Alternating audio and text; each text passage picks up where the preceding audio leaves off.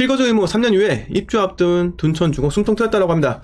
내달 1일 본회의 처리 가다. 야 고위 인사 주택법 개정 폐지 추진하다 여도 수용 이렇게 이야기를 합니다.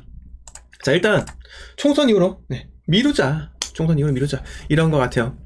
자, 분양가 상한제 아파트의 실거주 의무가 최초 입주 가능일에서 3년간 유예될 전망이라고 합니다. 잔금을 마련하지 못해 발을 동동 구르던 전국 5만여 가구의 입주 예정자가 일단 전세를 한 차례 놓을 시간을 벌게 되었다.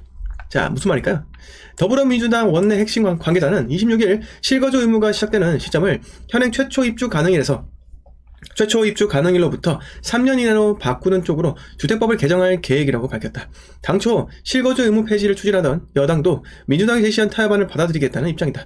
정부는 지난해 1.3 부동산 대책을 통해 수도권 분양가 상한제 아파트에 적용하는 실거주 의무를 폐지하겠다고 발표했는데 민주당이 법 개정에 반대를 하니까 국회 국토교통위원회 1년 넘게 계류된 상태였습니다. 자, 그래서 보시면은 서울 강동구 강동 헤리티지 자이 센트레빌 아스테리움 시그니처 올림픽 파크 퍼레온 장위 자이 레디언트 뭐 이런 것들 지금 실거주 의무 적용을 받고 있고요. 전국 76개 단지에서 49,657가구 이렇게 지금 혜택을 볼 수 있다고 합니다. 자, 결국 4월 총선이 문제죠. 4월 총선 때문에 민심이 어긋나면 되지 않으니까 이런 것들 한번 보니까 민주당에서 약간 깨갱한 겁니다. 자, 일단 폐지는 안 되겠고 폐지는 자기네들 지지자들의 원성을 들을 수 있으니까요. 일단은 총선 이후로 미루자. 이게 제일 큰 것 같아요. 자, 근데 한편으로 3년이면요 이런 게 있겠죠. 전세 계약 갱신권 때 2+2년 거주 집주인 세입자 분쟁 가능성 우려라고 하는데 집주인이 있잖아요. 사전에 내가 들어가 살아야 됩니다 라고 하겠죠. 그리고 중개사가 반드시 세입자한테 고지를 해야 됩니다. 왜? 여기는 3년밖에 못 살아요. 3년 있다가 집주인이 들어가서 살아야 됩니다. 살아야 됩니다. 이렇게 하는데 참 이게 대한민국 법이 있잖아요. 전전법부터 시작해가지고 법이 엉망진창 되었어요. 완전 누더기 법입니다. 누더기 법이에요. 자, 미래를 읽을 줄 알았어야 했는데 미래를 전혀 읽지 못하고요. 이게 법을 만들 땐 좋겠죠. 만들면 처벌하자. 부자들 척결하고 부자들한테 세금 다 뜯어내자. 이렇게 하면 좋겠죠. 좋아하는 사람이 있다고요. 왜? 가진 자들을 탄압해야 한다. 이게 뭔지 아세요? 과거에 1940년도 생각해보세요. 일제강점기 끝나고 우리나라가 광복했잖아요. 그리고 나서 공산당이 생겼고요. 그리고 민주주의 생기지 않습니까? 그러다 보니까 어떻게 되었나요? 북쪽에서는 가진 자들은 다 총살시켰어요. 지주다 다 총살. 다 총살시키고 그거를 국가로 다 징수하고요. 그리고 인민들이 모여가지고 우리가 서로 힘내가지고 일을 하자. 이렇게 되었다니까요.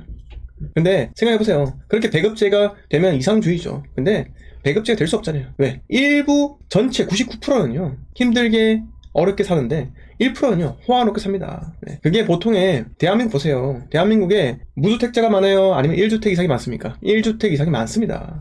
그거는 뭐다? 대한민국은 경제력이 꽤 강하고 민주주의 국가이기 때문에 누구나 다 재산을 가질 수 있기 때문에 대부분이 반 넘는 사람들이 내 집을 갖고 있다는 겁니다. 하지만 이상주의를 꿈꾸던 유토피아 어디입니까? 북한이잖아요. 어떻게 됐어요? 자기 집 못 가져요. 땅도 못 갔습니다. 지주들 총살시켜서 자기네들한테 땅 나눠줬을 것 같아요? 안 나눠줬습니다.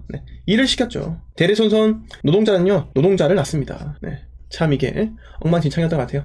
그래서 제가 지금 말씀드리려고 하는 내용은 법이 있잖아요. 법이 누군가를 척결하기 위해서 만들어지잖아요. 그러면 반드시 후회하는 일들이 뒤따릅니다. 법은 법 앞에 국민은 평등합니다. 그래서 평등하게 누구한테도 적용되어도 억울하지 않도록 그렇게 법이 적용되어야 한다 생각을 합니다. 옛날에 이런 거 있지 않겠습니까? 자, 공무원이에요. 공무원. 강북에 살다가 자 50대 강남으로 내려가라 해가지고 억지로 울면 겨자 먹기로 강남으로 내려갔습니다. 거기서 주공 아파트 받아가지고 열심히 살았던 거예요. 열심히 살고 공무원 생활 30년 40년 끝나고 나서 은퇴를 하고 보니까 집값이 20억인 거예요. 20억. 집값이 20억 된 거예요. 평생 집 한 채 남은 겁니다. 근데 종부세 두들겨 맞는 거예요. 이 사람 연금밖에 안 받는데 죽을 때까지 연금 받는데 한 달에 300씩 받는데 이제 집값이 공시가 12억 넘어갔어요. 훌쩍. 종부세 낸다니까요.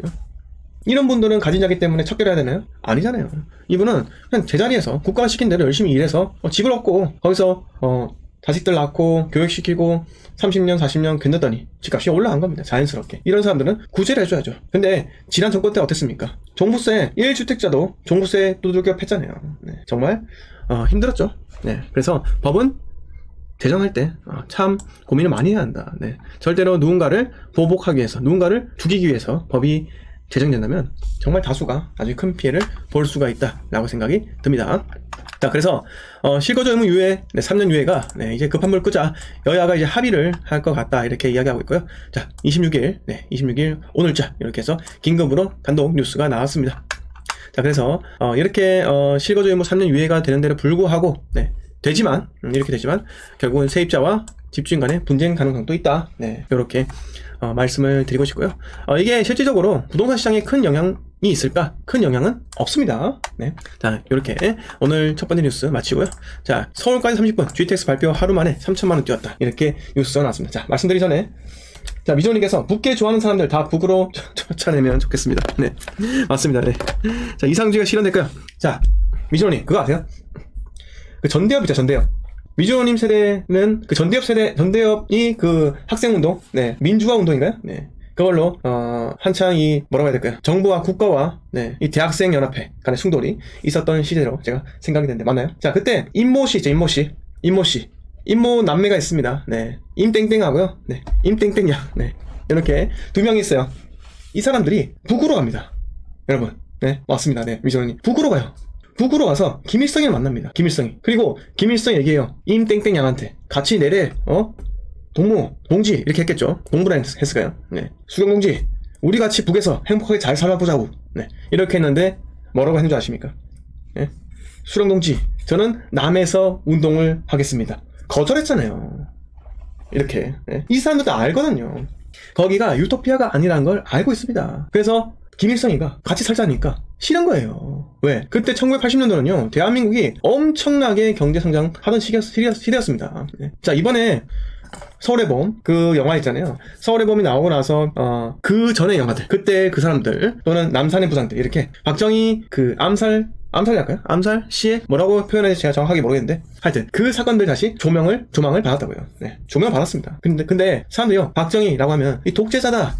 10몇 년 동안 군사 독재, 이렇게 해서 막 욕을 하는 반면에, 또 반면에는요, 이분의 경제 5개년, 중화공업, 중공업, 이런 것들 때문에 또 칭찬을 하는 사람들이 많다고요. 그리고 나서, 플러스, 그리고 이후에, 전두환이 정권 잡았잖아요. 전두환은 막 욕합니다. 서울의 봄 보고 나서. 네. 서울의 봄은 실질적으로 12.12는요, 군사 쿠데타가 아니라, 군사 쿠데타는 12월 그 이후죠. 네. 그 이후에요. 12.12가 군사 쿠데타가 아니라, 몇 월 며칠이지? 하여튼, 그 전두환이, 국회의원들 다 이렇게, 뭐 어떻게 한 게 12월 며칠이었는데, 기억이 안 나네요. 하여튼 12.12 사태는 군사 쿠데타 아닙니다. 하여튼 전두환도 마찬가지예요. 이쪽은요, 전두환 죽일 놈이에요. 하지만 또 다른 쪽은요, 전두환을 또 칭송을 합니다. 그래서 사람들 양면성이 있는 거예요. 양면성. 그래서 우리가 항상 부동산도 마찬가지입니다. 제가 누구의 편을 들려고 하는 거 아니에요. 저는 여러분 확실하게 얘기해요. 경제와 국방은요 보수입니다. 그 외에는 약간 진보적인 색깔도 있어요. 왜? 젊잖아요. 네. 대한민국은 그래도 개선될 포인트가 많다는 겁니다. 하지만 저는 경제랑 국방은 보수로 가야 된다, 이렇게 생각을 하고, 우리가 부동산도 마찬가지입니다. 부동산도 한쪽으로만 치우치면 안 돼요. 생각을 항상 양면성을 보자고요. 자, 오릅니다. 올라가요. 하지만 떨어질 수도 있다라고 생각을 해야 된다고요. 자, 이 지역이 떨어집니다. 떨어지지만 언젠가 오른다라고 생각을 해야 한다고요. 그렇지 않으면 우리가 올바른 투자를 할 수조차가 없습니다. 네. 올바른 투자를 하기 위해서는요, 항상 시야를 넓게, 요럴 수도 있겠구나, 저럴 수도 있겠구나. 자, 이런 거, 서울까지 30분 GTX 발표 하루 만에 3천만원 뛰었다, 이런 뉴스 나왔구나, 이런 뉴스 보잖아요. 그러면 와, 집값 대폭등이다, 큰일 났다, 이렇게 생각하는 게 아니라 3천만원 하루 만에 뛰었지만 누구도 사지 않더라. 자, 생각해보세요. 자, 예를 들어서 이게 평택 이야기인데, 평택이 5억이에요 5억에 내놔도 사람들이 사지 않습니다. 매수 안 해요. 근데 웃긴 게 뭔지 아세요? 5억에 매수하는데 5억 3천 올리면 사람들이 매수할 거라고 착각을 한다고요. GTX 발표가 나면 3천만 뛰는 것 자체가 사람들이 큰 착각을 하는 거다. 왜? 제가 말했잖아요. 양면서 생각해라. 3천만 호가 올리지만 이렇다고 사람들이 사지는 않을 거다라고 생각을 하시라고요. 네. 자, 지금은 우리가 항상 고민해야 되는 게, 사람들이 왜 집을 살까? 사람들이 집을 살 만한 유인책이 지금 있을까라는 것에 대해서 한번 고민해보세요. 정부가 바보가 아닌데 왜 규제 완화를 해줄까요? 정답은 규제 완화를 해도 거래량이 증가하더라도 집값은 꾸준하게 오르지 못한다는 것을 알기 때문이에요.